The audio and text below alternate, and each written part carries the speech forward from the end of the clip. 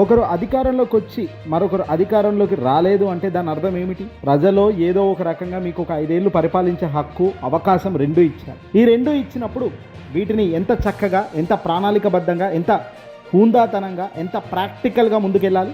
మనం గత పాలకులపై బురద జల్లేటప్పుడు చాలా గట్టిగా బురద జల్లాం. మరి మనం అధికారంలోకి వచ్చాక ఏం చేస్తున్నాం? ఇప్పుడు ఇదే ప్రశ్న ఆంధ్రప్రదేశ్లో కూటమికి పెను సవాల్గా మారింది. సవాలే కాదు, ప్రశ్నార్థకంగా కూడా మారింది.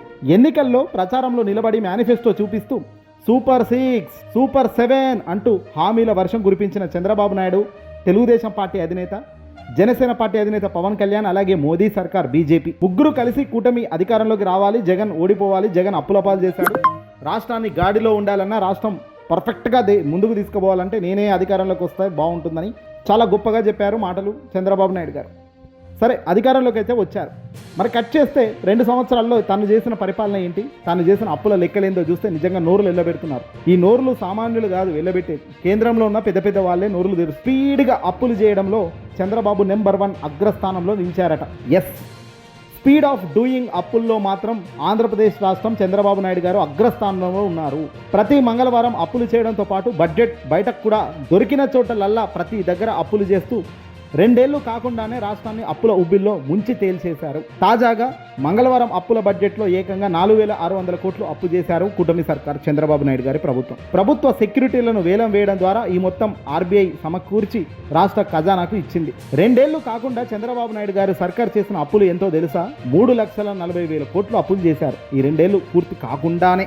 ఇందులో బడ్జెట్ అప్పులే ఏకంగా 1,80,603 కోట్లు కాగా, వివిధ ప్రభుత్వ రంగ సంస్థల ద్వారా, ప్రభుత్వ గ్యారంటీల ద్వారా చేసిన అప్పులు 1,12,504 కోట్లట. మరోపక్క రాజధాని అమరావతి అంటూ ఊదరగొడుతూ ఎక్కడ లేని ప్రపంచంలో నెంబర్ 1 అమరావతిగా, రాజధాని అంటేనే అమరావతిగా ఏకంగా దీన్ని తీర్చిదిద్దుతున్నానని చెబుతూ ప్రచారంలో పీక్స్ తీసుకొస్తూ పోతున్న చంద్రబాబు నాయుడు గారు ఇదిగో ఈ రాజధాని అమరావతి పేరుతో 47,387 కోట్లు అప్పులు చేశారు. మరి ఇన్ని అప్పులు చేసినా అభివృద్ధి వేగంగా సాగుతుంది లేండి, సంక్షేమం చాలా గొప్పగా ముందుకు పోతుంది అంటే అది కాదు. అభివృద్ధి శూన్యం, సంక్షేమం 0, ప్రజలకు ఇచ్చేది ఏమీ లేదు, ఒట్టి ప్రచారం తప్ప.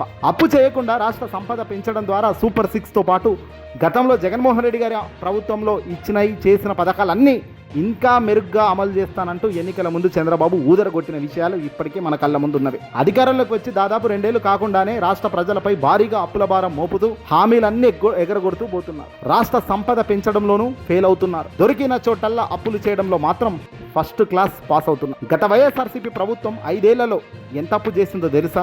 జగన్మోహన్ రెడ్డి గారు 5 సంవత్సరాలు అయిపోయిన తర్వాత తాను 5 ఏళ్లు అధికారంలో ఉండి చేసిన అప్పు 3,31,000 కోట్లు కాగా, అందులో ఏకంగా ఆయన 2,73,000 కోట్లు డీబీటీ ద్వారా నేరుగా ప్రజల ఖాతాలోకి, లబ్ధిదారులకు బదిలీ చేశారు, ట్రాన్స్ఫర్మేషన్ చేశారు, అకౌంట్ ట్రాన్స్ఫర్ చేశారు.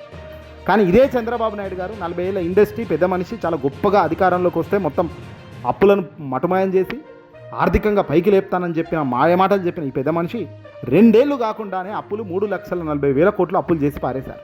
జగన్ చేసిన 5 సంవత్సరాల కన్నా ఎక్కువ అప్పు 2 ఏళ్లలోనే ఈయన చేసేసాడు. పైగా ఆయన అక్కడ పంచాడు, ఈయన పంచను కూడా పంచలేదు.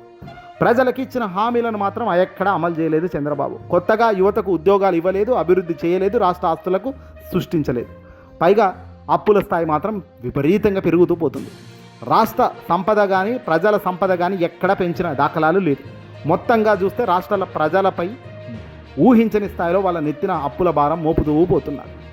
ఇక్కడ విచిత్రం ఏంటంటే, అమరావతి పేరుతో ప్రపంచ బ్యాంకుల నుంచి తెస్తున్న అప్పులు ఎంతో ఒక్కసారి మీ ముందు పెడుతున్నాము. ఈ ఫోటో చూడండి. రాష్ట్ర రాజధాని అప్పులు ఇవి. ఈ రాజధాని అప్పుల్లో ప్రపంచ బ్యాంకు నుంచే 15,000 కోట్లు తెచ్చారు, హడ్కో నుంచి 11,000 కోట్లు, జర్మనీ కంపెనీ నుంచి 5,000 కోట్లు, ఎన్ఏబిఎఫ్ ఐడి నుంచి 7,500 కోట్లు, ఏపీపీఎఫ్సి నుంచి 1,500 కోట్లు, నాబార్డ్ నుంచి ఏకంగా 7,387 కోట్లు. మొత్తం రాజధాని అమరావతి కోసం చేసిన అప్పులు 47,387 కోట్లు. ఇకపోతే చంద్రబాబు సర్కార్ బడ్జెట్ అప్పు చూస్తే 2024-25 ఆర్థిక ఏడాది మొత్తం అప్పు 81,071 కోట్లు. అప్పుడు జగన్మోహన్ రెడ్డి గారు అప్పటి వరకు అధికారంలో ఉన్నారు 2024 దాకా. 2024 జూన్ నుంచి అధికారంలోకి కూటమి ప్రభుత్వం వచ్చింది కాబట్టి అక్కడి నుంచి స్టార్ట్. ఇక 2025-26 ఆర్థిక ఏడాది చూస్తే 81,532 కోట్లు.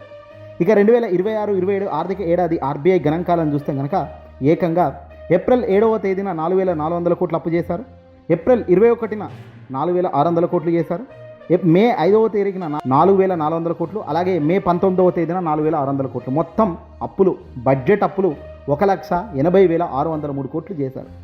ఇవే కాకుండా బడ్జెట్ బయట నుంచి వివిధ కార్పొరేషన్ల నుంచి కూడా చంద్రబాబు సర్కార్ విపరీతంగా అప్పులు తెస్తున్నారు. ఇక్కడ చూస్తే లెక్క అర్థమవుతుంది. కార్పొరేషన్ సంస్థ అలాగే అప్పు మొత్తం. పౌర సరఫరాల సంస్థ నుంచి 7,000 కోట్లు, మార్క్స్ఫర్డ్ నుంచి 21,700 కోట్లు, ఏపీఎండిసి 9,906 కోట్లు, ఏపీ పవర్ ఫైనాన్స్ కార్పొరేషన్ నుంచి 6,700 కోట్లు, బ్యాంకుల నుంచి, విద్యుత్ సంస్థల నుంచి 1,150 కోట్లు, ఏపీ విమానాశ్రయాల అభివృద్ధి కార్పొరేషన్ నుంచి 1000 కోట్లు, ఏపీ జలజీవన్ మిషన్ కార్పొరేషన్ నుంచి 14,000 కోట్లు, ఏపీ ఐఐసి ద్వారా 8,500 కోట్లు. ఇలా చెప్పుకుంటూ పోతే ఆంధ్రప్రదేశ్ బెవరేజెస్ కార్పొరేషన్ బాండ్ల ద్వారా 17,600 కోట్లట, ఆంధ్రప్రదేశ్ పవర్ డెవలప్మెంట్ కార్పొరేషన్ ద్వారా 1,724 కోట్లు, పవర్ ఫైనాన్స్ కార్పొరేషన్ ఏ కార్పొరేషన్ వదలడం లేదు. పూర్తి స్థాయిలో 1,12,504 కోట్లు అప్పులు చేశారు. ఏకంగా మొత్తం చేసిన అప్పులు 3,40,494 కోట్లు. అంటే జగన్ 5 ఏళ్ల కాలంలో 5 ఏళ్ళ పూర్తి కాలం అయిపోయిన తర్వాత అప్పులు 3,30,30,000 కోట్లు. అందులో ఆయన పంచిందే 2,70,000 కోట్లు, 70,000 కోట్లు. అయితే ఇక్కడ 5 ఏళ్ల కాలంలో చేయాల్సిన మొత్తం అప్పు 2 ఏళ్ల కాలంలోనే పూర్తిగా ఫినిష్ చేసే కార్యక్రమానికి శ్రీకారం చుట్టిన చంద్రబాబు నాయుడు గారు సంపద ఎలా సృష్టిస్తున్నారు, ప్రజలకు చెప్పాలి కదా. సంపద నేను ఏ విధంగా సృష్టిస్తానని చెప్పారు. పూర్తిగా 100% మోసం చేసిన విధానానికి శ్రీకారం చుడుతున్న లాగే కనబడుతుంది. ఎన్నికల్లో ఇచ్చిన ప్రతి అంశాన్ని తూచా తప్పకుండా మోసం చేస్తున్న విధానానికి శ్రీకారం చుడుతున్నారు. గతంలో వైఎస్ఆర్సీపీ పార్టీ జగన్మోహన్ రెడ్డి గారు ప్రతి మంచి తాను చేసినప్పటికీ, ప్రతి పథకం పారదర్శకంగా ప్రజల చేతికి అందేలా తాను అవినీతి రహితంగా చేసినప్పటికీ తనన్నేమో మోసం చేశాడు, అవినీతి చేశాడు అని బురద జల్లుతూ ప్రతి నిత్యం కోర్టులకు పోతూ అడ్డకట్టలు వేసిన ఇదే చంద్రబాబు నాయుడు గారు ఇప్పుడు తాను అధికారంలోకి రాగానే మాత్రం తాను అందిన కాడికి దోచుకో, పంచుకో, తినుకో అనే పద్ధతిలోనే తాను ముందుకు పోతున్న విధానం స్పష్టంగా కళ్ళకు కనబడుతున్నప్పుడు దీన్ని అభివృద్ధి అంటారా, అనగదొక్కడం అంటారా, అప్పుల పాలు చేస్తున్నారంటారా, రాష్ట్రం దివాలా దిశగా అడుగులు పడుతున్నాయంటారా? జగన్ హయాంలో అప్పులు లిమిటెడ్గా కాగిచ్చిన నిబంధనలకు లోబడి అప్పులు చేస్తూ తాను పోయినప్పటికీ పాకిస్తాన్ అయిపోయిందన్నారు, ప్రచారం చేశారు. పాకిస్తాన్ అయిపోతుంది, బీహార్ అయిపోతుంది, రాష్ట్రం అట్టడుగు స్థాయికి పోతుంది, పరిపాలన అంటే చేతగాని వాడి చేతిలో పెడితే పరిపాలన ఎలా ఉంటుందో మీకు అర్థమవుతుందా అంటూ ప్రజలను తప్పుదోవ పట్టించారు. జగన్కి అసలు అవగాహన లేదన్నారు. మరి ఈ అవగాహన ఉన్నోడికి, 40 ఏళ్ల చరిత్ర కలిగిన రాజకీయ నాయకుడికి చేయాల్సిన అప్పులు ఇవి? మాట్లాడుతున్న మాటలు ఏమిటి? ఆయన ముగ్గురిని కానండి 30,000 ఇస్తా, నలుగురిని కానండి 40,000 ఇస్తా అన్నదా అభివృద్ధి అంటే? ఈ అభివృద్ధి కోసమా ప్రజలు నీకు ఓటేసి గెలిపించేది? చేయాల్సిన పనులు మొత్తం పక్కన పెట్టి కేవలం తనకు సంబంధించిన క్యాడర్ మొత్తం దోచుకోవడం ఎలా, పంచుకోవడం ఎలా అనేటట్టుగా ఎక్కడి పడితే అక్కడ భూములన్నీ కార్యాలయాలు కట్టుకోండి అంటూ 99 ఏళ్ళు లీజులకు ఇస్తూ 1,000 రూపాయలు కట్టండి, 99 లీజు, 99 ఏళ్ళ సంవత్సరాలు అంటే 100 సంవత్సరాలు లీజు పట్టుకొని పోండి, ఏమైనా చేసుకోండి ఆ భూములు అనేటట్టుగా కార్పొరేషన్లకు ఇచ్చేస్తూ కార్యకర్తలకు, అభిమానులకు ఇష్టం వచ్చినట్టుగా భూములను వేల పంచేస్తూ అభివృద్ధి ఇది? చంద్రబాబు నాయుడు గారు పూర్తిగా ఒక దోపిడీకి శ్రీకారం చుట్టారు.